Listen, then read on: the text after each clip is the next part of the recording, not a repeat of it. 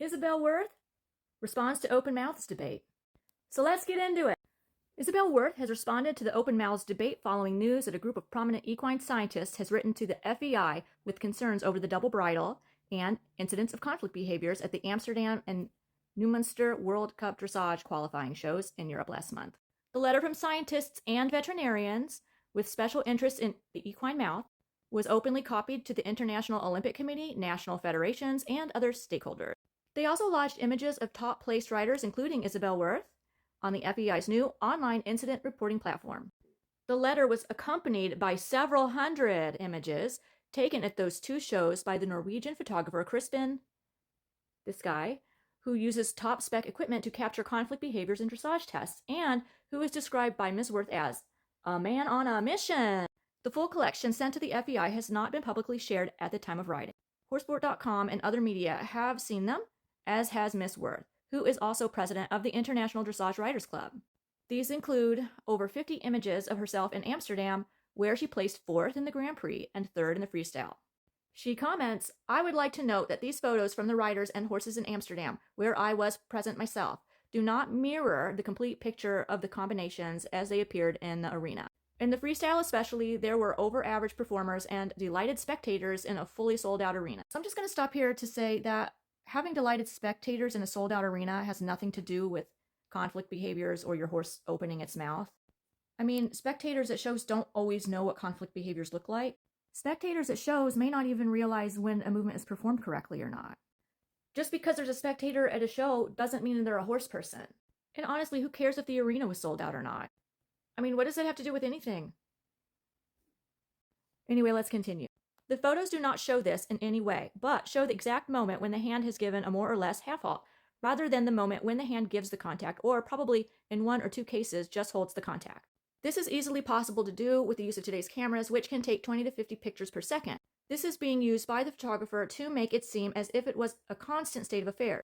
If you look at the background of the pictures, you will see it's the similarity of the moments in time. I have to wonder, though, that if cameras are able to take 20 to 50 pictures per second, and still the photographer wasn't able to pick up any good moments in time, were there actually any good moments in time? I mean, surely he wasn't the only person taking pictures there that day. And if there were other people taking pictures and videos of the event or the test, wouldn't they have caught any of those good moments? Couldn't they release any of that footage and show us those good moments? Like, point them out to us in the way the not-so-good moments have been pointed out to us. And she continues, "As you can see in the pictures, Qantas was at times putting downward pressure onto the curb and snaffle bits on the double bridle. This caused him to open his mouth." It sounded like she just blamed her horse for it opening its mouth in a possible conflict behavior. Right after she said the photos show the exact moment when the hand has given a more or less half halt. And she goes on to say, "As I'm sure you are aware, horses are not always totally relaxed, supple, and on the edge. They are not machines which always respond in the same way. We are showing our horses in front of large crowds and arenas with a lot of noise and movement. The horses do behave differently to the way they behave at home. Is it really such a big problem when, as in this case with Qantas, he is not fully relaxed and accepting the bit for a moment?" That's the thing. I don't think people would be so upset about things like this if it was actually just a moment.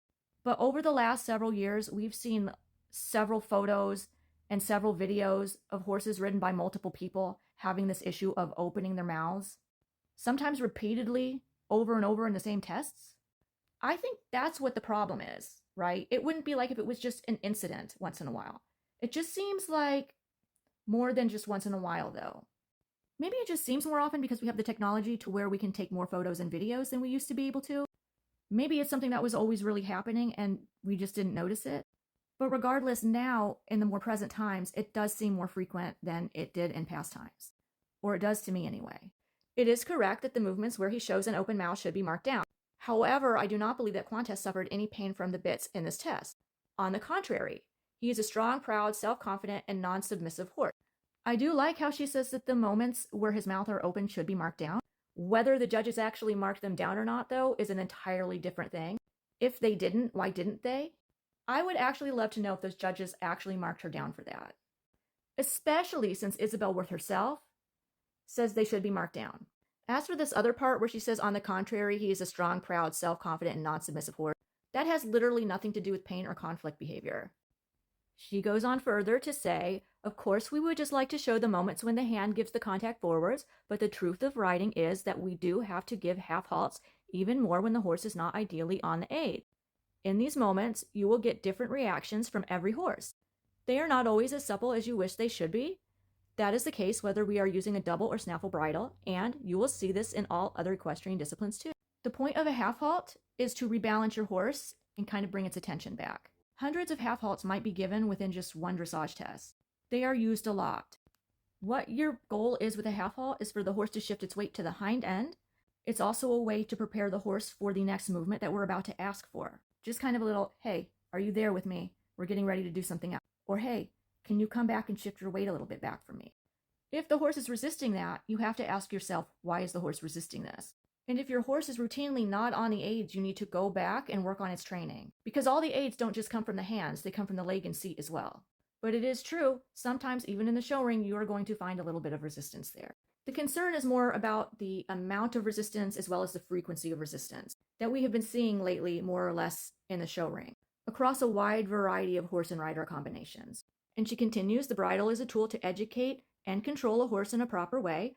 Our goal and challenge is and has to be a light contact independent of the bit or bits being used. However, this is a goal that we can't always reach. It is also worth realizing that riding as a whole, the warming up, the conditions for the horses, the level of self-reflection by the riders, trainers, and even the owners and the stewarding at shows have changed immensely in the last 10 years. And yet again, that's just one of those statements that doesn't really mean anything when it comes to the horse opening its mouth with possible conflict behaviors. But yeah, I mean, riding as a whole has changed in the last 10 years. And I would argue it's not necessarily for the better. But that's just my opinion. I know that I can or could always do something better, but it can't be right that our performances are made to appear to be of a poor standard because of bad or unflattering pictures made by a man on a mission. I'm very surprised that scientists can make such a judgment based only on photos. A large number of well-known international top vets were live in Amsterdam because of the Congress. None of them seem to share this interpretation. So that is Isabell Werth's response. I already went over my thoughts within the video itself, so I won't rehash that all here. But I would love to know what your thoughts on this are, so please leave them in the comments below.